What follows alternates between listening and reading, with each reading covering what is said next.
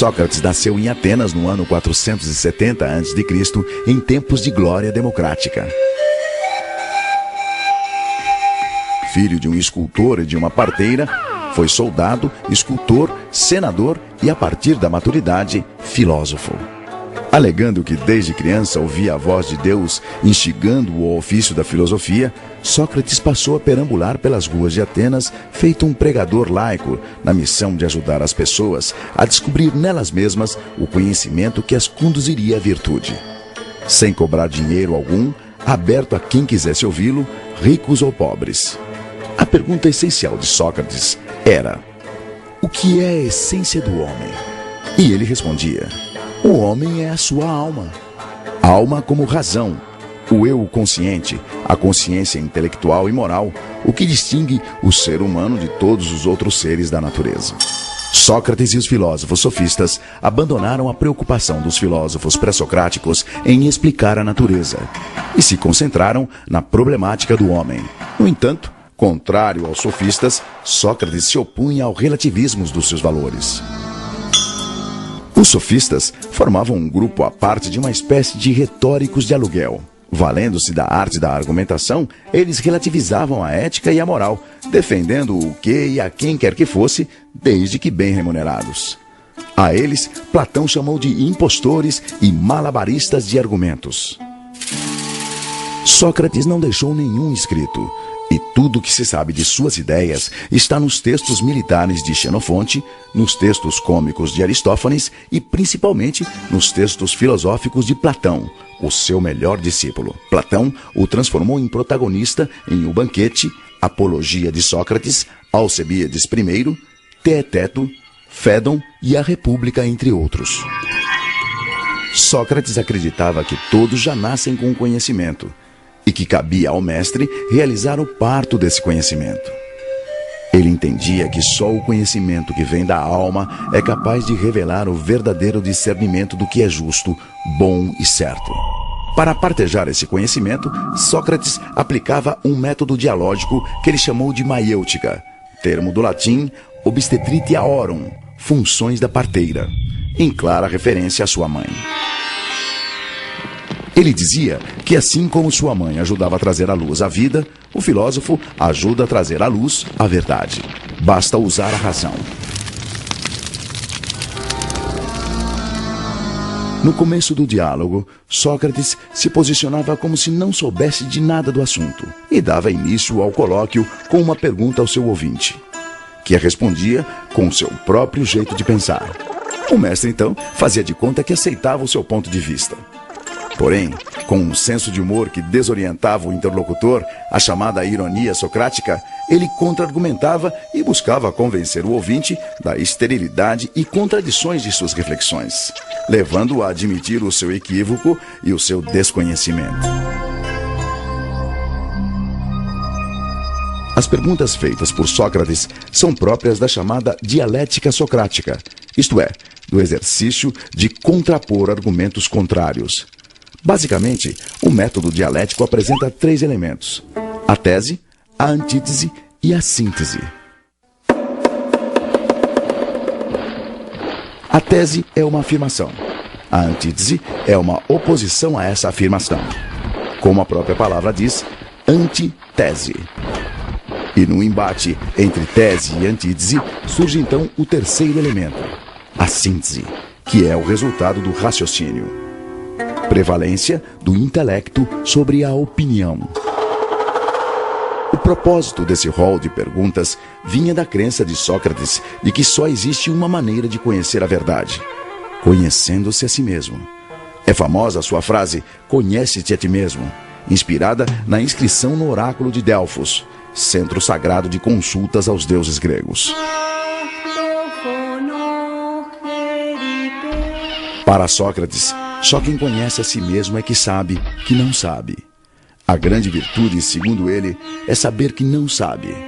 Só sei que nada sei, ele afirmava. Quanto mais sabe que não sabe, mais sábio é um homem. E os que pensam que sabem e não sabem que não sabem, seriam, na sua concepção, os mais tolos. No texto Apologia de Sócrates, Sócrates relata que a pitonisa do oráculo de Delfos teria afirmado ao historiador e seu discípulo Xenofonte que o homem mais sábio de todos era ele, Sócrates. Logo eu, que justamente o que sei é que nada sei, um sábio? Então, Sócrates teria ido procurar políticos, poetas e artífices para provar que ele sim, por seus privilegiados ofícios, certamente seriam mais sábios que ele. Porém, decepcionado com sua arrogância e soberba, Sócrates confessou finalmente entender o que significava ser sábio para Delfos. Sábio é o homem capaz de perceber seus limites e imperfeições, compreender as ilusões das aparências, a efemeridade das paixões e, com a razão, controlar-se. Só assim saberá depurar seu coração e sua alma e agir com justiça e retidão.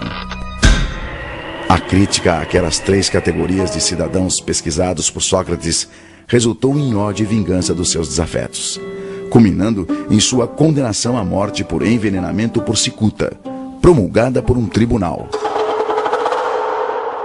Seus acusadores foram Meleto pelos poetas, Anito pelos artífices e Licon pelos políticos. Eles acusavam Sócrates de 2 crimes: corromper os jovens com suas ideias subversivas e negar a existência dos deuses atenienses. Recusando-se a abrir mão de suas ideias, que o libertariam da condenação abrandada para exílio, Sócrates enfrentou a morte aos 71 anos como um ato de coerência e dignidade. No dia de sua execução, narrado na Apologia de Sócrates, o mestre reuniu os amigos e discípulos e, antes de beber o cálice fatal, despediu-se.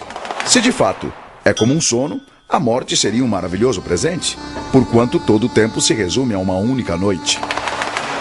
Se, ao contrário, a morte é como uma passagem deste para outro lugar e que lá se encontram todos os mortos, qual o bem que poderia existir, ó juízes, maior do que este? Mas já é hora de irmos. Eu para a morte e vós para viverdes. Quem vai para a melhor sorte, isso é segredo, exceto para Deus.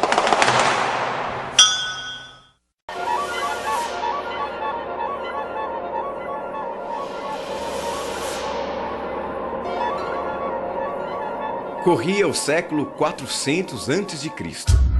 Na Grécia, o jovem ateniense Aristócles era forte, atlético e praticante de ginástica olímpica. Daí o seu apelido de Platão, do grego largo, amplo.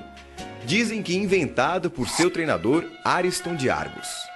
Filho de tradicional família de políticos, descendente do poeta e legislador Solon e de Cadmus, o último rei de Atenas, Aristócles, o Platão, viveu a fase áurea da democracia ateniense.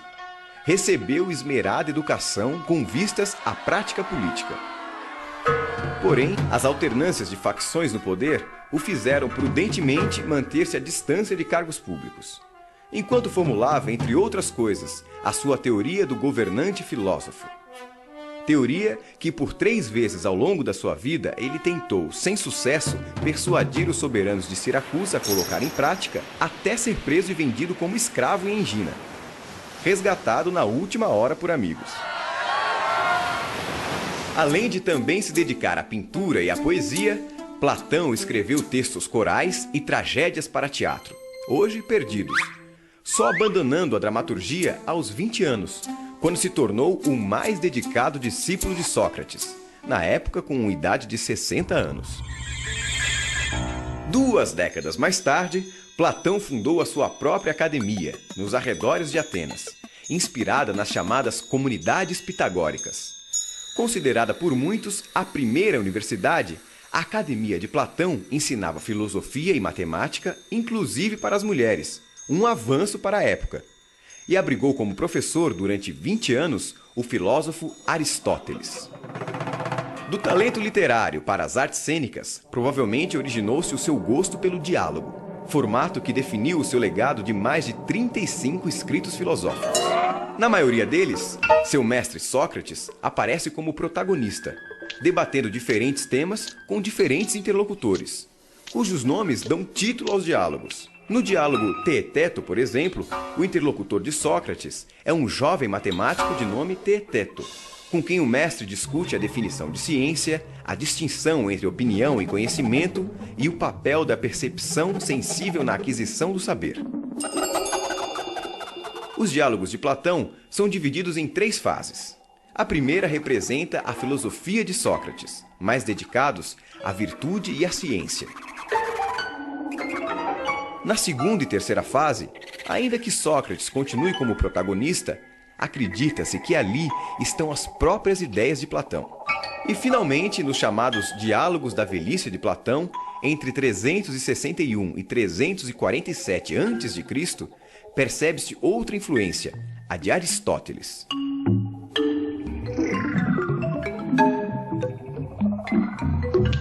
Os 2 trabalhos mais importantes de Platão são a sua Teoria Política e a Teoria das Ideias ou das Formas, que ele desenvolveu em vários diálogos.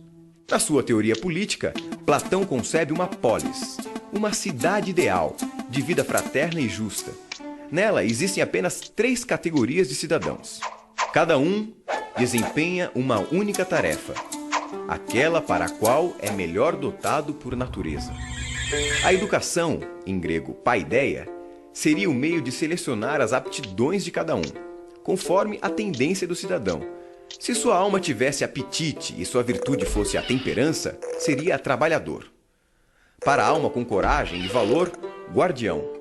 E para com razão e sabedoria, governante filósofo, estágio máximo que o cidadão só atingiria após muitos anos de estudo. Os casamentos seriam coletivos, sem casais fixos, apenas para reprodução. E as crianças, filhos da comunidade, criadas pelo Estado. As mulheres não sofreriam discriminação, nem haveria qualquer diferença entre os sexos, inclusive para o serviço militar.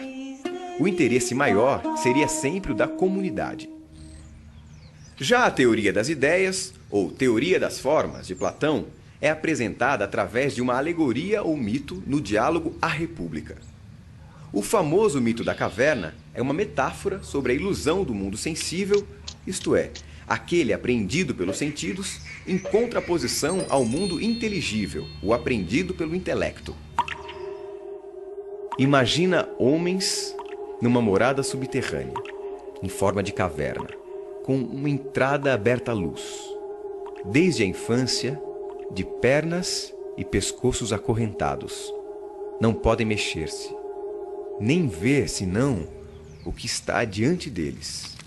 A luz chega-lhes de uma fogueira acesa numa colina, por detrás deles.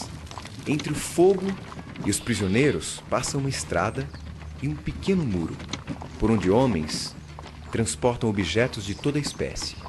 Se os da caverna pudessem se comunicar uns com os outros, não achas que tomariam por objetos reais as sombras que veriam daqueles homens e objetos?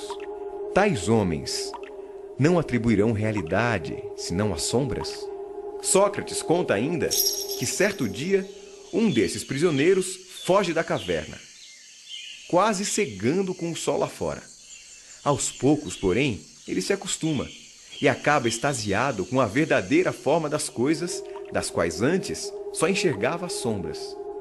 No final, o fugitivo volta à caverna para contar sua descoberta aos outros, mas ninguém lhe dá crédito. Para Platão, o mundo que nos cerca é a caverna. A luz do fogo que a ilumina e projeta sombras é a ilusão propiciada pelos sentidos. O prisioneiro fugitivo é o filósofo. E a subida à região superior é a ascensão da alma ao mundo inteligível, ao sol do conhecimento.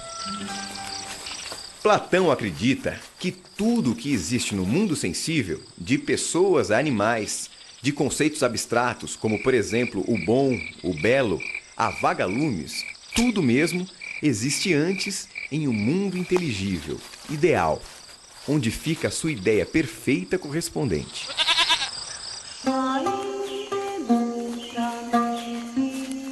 Para ele, o mundo dos sentidos é uma imitação imperfeita, ou simulacro, mutável e efêmero do mundo das ideias. O mundo das ideias. Lá, onde a alma já andou antes de fazer parte do corpo. Esse sim é perfeito, imutável, eterno e universal. Assim, a ideia de cavalo, por exemplo, é perfeita e nunca muda. Seja um baio, um crioulo, um puro sangue, um percheron, um andaluz, um manga larga ou um pangaré. Platão morreu aos 81 anos na academia. E em sua lápide ficou registrado: aqui jaz o divino Aristóteles, que em prudência e justiça soube exceder a todos os mortais. Se a sabedoria eleva alguém às alturas, este as conseguiu.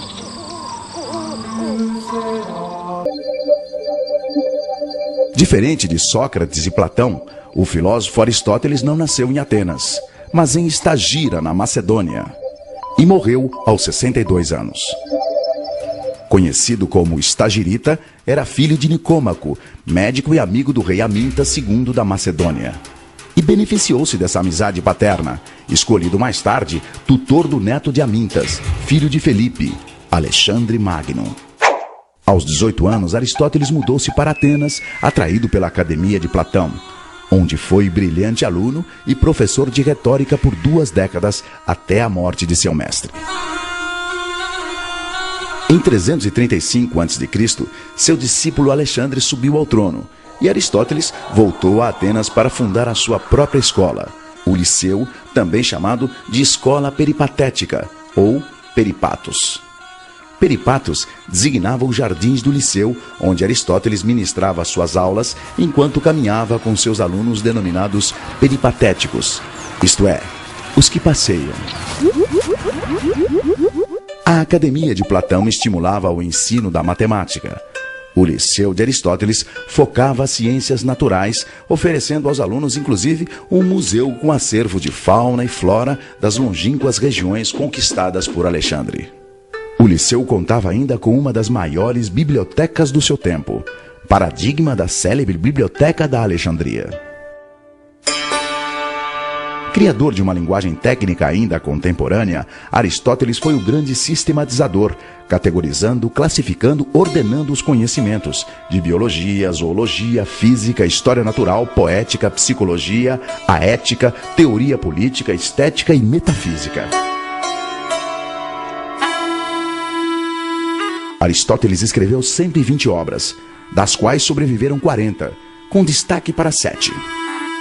A metafísica, princípios básicos de sua doutrina filosófica; a ética, Nicômaco, sua concepção de moralidade e da virtude da moderação; o órganon, do grego instrumento, sobre lógica, 6 volumes, entre outras coisas, abordando as categorias e os silogismos com suas duplas premissas; a física, sua concepção de mundo e de como é possível conhecê-lo através das causas dos fenômenos;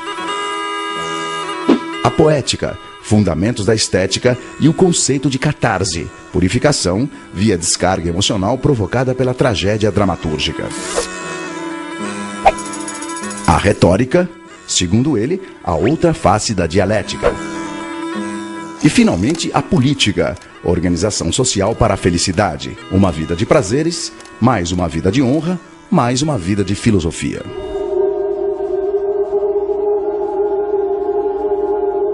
Aristóteles foi um crítico da teoria das ideias.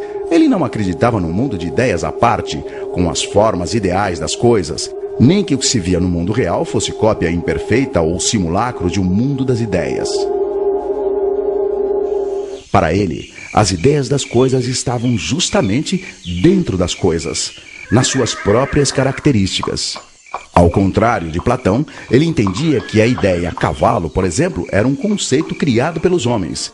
Criado, aliás, depois da experiência de observar um bom número de cavalos, e não antes. Diferente de seu mestre, Aristóteles considerava os 5 sentidos preciosas fontes de informação, para os homens e animais. A diferença é que os humanos raciocinam, isto é, usam as informações captadas pelos sentidos para inferir, generalizar e, principalmente, para comunicar suas descobertas aos outros.